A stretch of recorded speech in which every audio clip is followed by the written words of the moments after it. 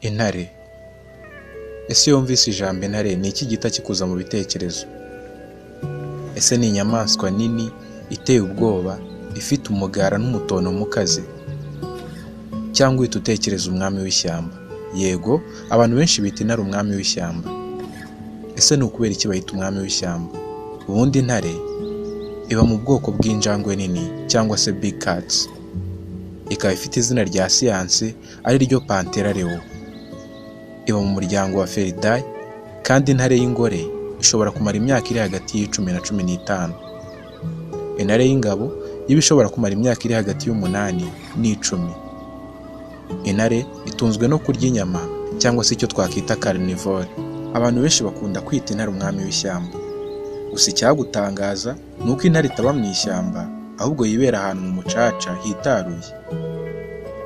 Intare siyo nyamaswa ikomeye kurusha izindi, cyangwa se wenda nini kurusha izindi, cyangwa se wenda nziza kuruta izindi zose, cyangwa se wenda izirusha ubwenge. N'ibyo byose nta na kimwe intare irusha izindi zose. None se kubera iki yitwa umwami w'ishyamba? Impamvu yitwa umwami w'ishyamba tugiye gusuzuma ziragira nko kuri 6.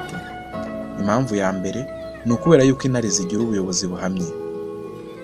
Impamvu ya kabiri ni ubwiza bwayo. Impamvu ya gatatu ni uko intare nta bwoba igira. Impamvu ya kane ni imyitwarire yayo. Impamvu ya gatanu ni ukuba intare nta nyamaswa n'imwe ihiga. Impamvu ya gatandatu ni imbaraga zayo n'umutonomo wayo. Duhereye ku mpamvu ya mbere, ubuyobozi bw'intare. Intare zibaho zifite ubuyobozi. Zitandukanye cyane n'ibisamagwe bibaho byonyine. Igisamagwe kimwe gishobora kubaho ubuzima bwacyo bwose ari cyonyine, kuko iyo kigize imyaka 2 gitandukana na nyina kikajya kwigira ubuzima bwacyo. Ariko intare zibaho mu miryango kandi zigira ubuyobozi. Umuryango w'intare witwa pride mu Cyongereza. Urusamagwe rurusha intare imbaraga kandi rukayirusha n'ubunini, ariko ntago ari umwami w'ishyamba. Impamvu ni uko ntacyo ruyobora. Rufite imbaraga ariko ntacyo ruyobora, ahubwo ruhiga rwonyine. Ariko intare iba ifite umuryango iyoboye kandi ukayikurikira.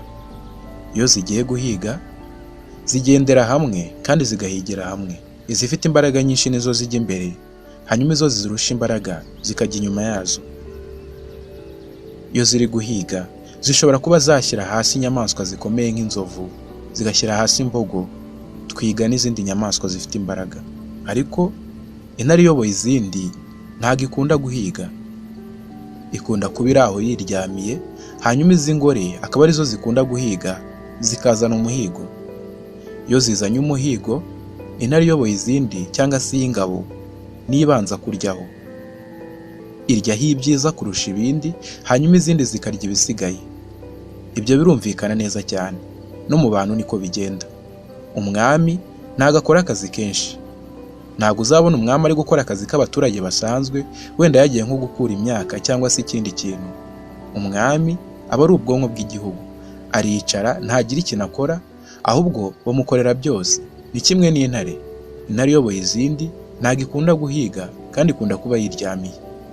Ariko izindi ziragenda zigahiga, zikayizanira umuhigo, ikarya ibyiza kurusha ibindi, kandi zirya ari uko imaze kurya. Ibyo birumvikana neza cyane. Ikindi twabonye ko ari ubwiza bw'intare. Intare ifite umugara mwiza cyane, kandi koko buri wese yabyivugira. Umugara wayo iyo urimo uhuhwa n'umuyaga ubona yuko ari nk'ikamba ku mwami. Uwo mugara witandukanya n'izindi nyamaswa z'injangwe nini zose, kuko ariyo yonyine iwugira. Ikindi kandi uwo mugara ntago ari ubwiza gusa, ahubwo umugara w'intare y'ingabo urayirinda. Akenshi inyamaswa zikunda kwicana zirumanye mu ijosi. Ubwo rero intare kuyiruma mu ijosi ntago biba byoroshye kubera umugara wayo. Uwo mugara utuma indi nyamaswa itabasha kuyiniga ngo iyice cyangwa se yiheze umwuka. Ikindi, intare ifite imiterere myiza cyane kubera ko ifite igituza kinini, ikagira amaguru maremare kandi ikagira inyuma hatoya, ibimeze neza nk'umugabo wateruye ibyuma. Ikintu cya gatatu twavuga ni uko intare nta bwoba igira. Yego, intare ni imwe mu nyamaswa za mbere zitagira ubwoba. Intare nta yindi nyamaswa n'imwe itinya. Iyo igiye kwataka ntabwo yihisha cyangwa se ngo ihengere indi nyamaswa yice nk'ingwe cyangwa se izindi nyamaswa, ahubwo intare ireba inyamaswa hanyuma ikayirukankana. Nubwo intare itirukanka cyane, iyo ifashe inyamaswa ihita iyisingira ikayica. Iba ahantu hitaruye kandi nta nyamaswa n'imwe yihisha. Iyo inzovu ibonye intare iyibonamo inyamaswa ishaka kuyirya. Yego, ibonamo inyamaswa ishaka kuyirya hanyuma igahunga, ariko intare iyo ibonye inzovu iyibonamo ibiryo, mbese nk'uko wabona isahani iteretse yuzuye ibiryo. Ni inyamaswa nini yiruta cyane, ifite n'imbaraga nyinshi, ariko yibonamo ibiryo, iyindi nayo ikayibonamo inyamaswa ishaka kuyica.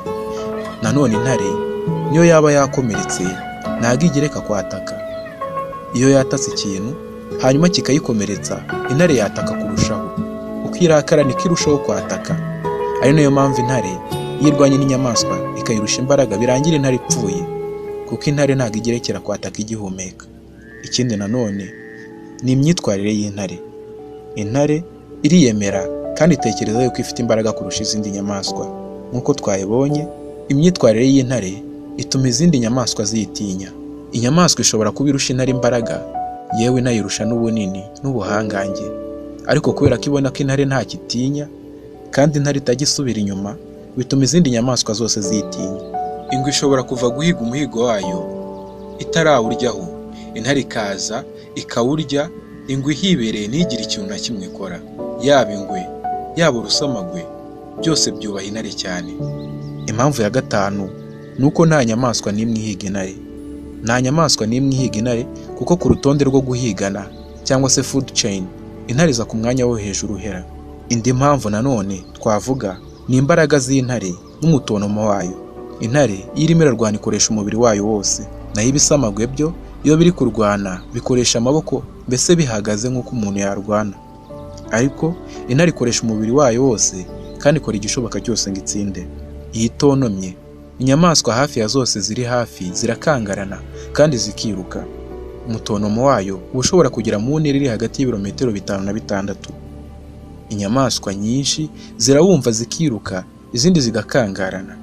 Nk'uko tumaze kubibona, intare birakwiriye ko yitwa umwami w'ishyamba, ariko sinzi nanone yuko yakwitwa umwami w'ishyamba kubera ko itaba mu ishyamba nk'uko twayibonye, ahubwo iba mu mucaca. Ubwo rero uwayise umwami w'ishyamba sinzi icyo yari agendeyeho, ahubwo yari ikwiye kwitwa umwami w'umucaca kuko ariho ituye. Impamvu yitwa umwami w'ishyamba, twabonye impamvu nyinshi zitandukanye, kandi nawe ushobora kwiyongereraho izawe.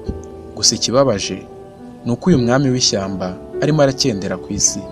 Intare nyinshi zarahizwe ziricwa mu myaka yashize. Intare nyinshi zagiye zihigwa n'Abamasayi hamwe n'Abanya-Egypt bishe intare nyinshi utabara. Bivuga ko 95% by'intare zari ku isi zishwe. Hari abantu bizera yuko iyo utarica intare utaba uri umugabo nyawe.